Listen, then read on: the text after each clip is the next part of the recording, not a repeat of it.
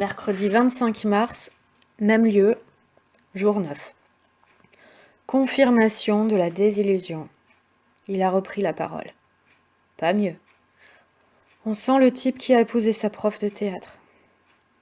Il mâche ses mots et se gargarise de l'emploi du champ lexical de la guerre.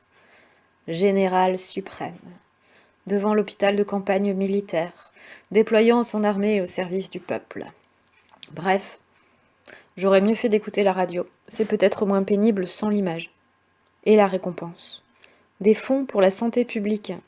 Merci aux milliers de morts qui auront sauvé leurs prochains. Des remerciements pour tout le monde, sauf les travailleurs sociaux.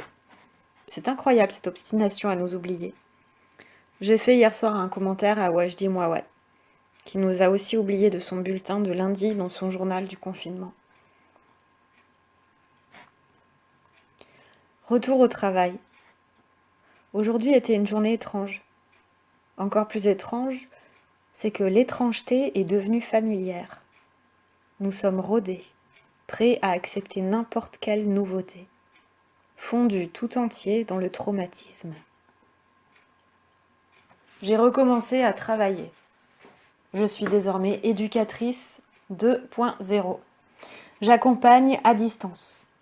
Et comme tout le monde est dans le même bateau, ça paraîtrait délirant hors contexte, sauf que ça fonctionne.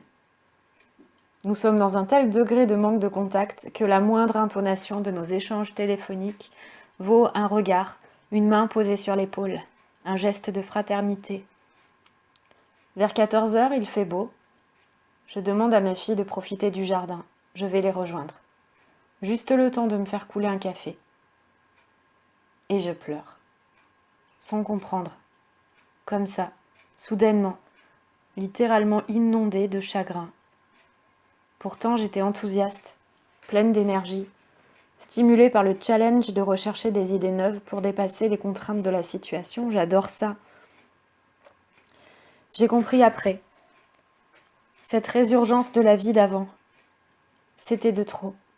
En plus de toutes ces semaines qui s'ajoutent les unes aux autres, comme les vagues à marée descendante, on marche, on avance, et la mer recule encore. Tout d'un coup, le temps s'est allongé et la maison s'est rétrécie. Tout d'un coup, j'ai manqué d'air, d'énergie et d'espoir. La situation est devenue si oppressante qu'elle m'a essorée. J'ai pleuré comme ça durant 10 longues minutes, le temps que l'émotion s'écoule totalement, puis j'ai repris mon souffle.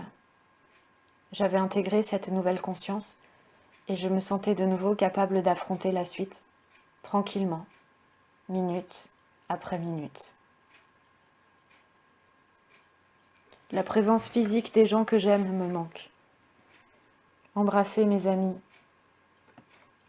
L'embrasser, lui. Avec mes filles, les gestes sont naturellement devenus plus tendres. La relation s'est adoucie. Je les écoute avec plus d'attention. J'ai aussi davantage de patience. Et de manière générale, je me sens paradoxalement mieux, loin des regards. Je change de posture et je me sens plus solide.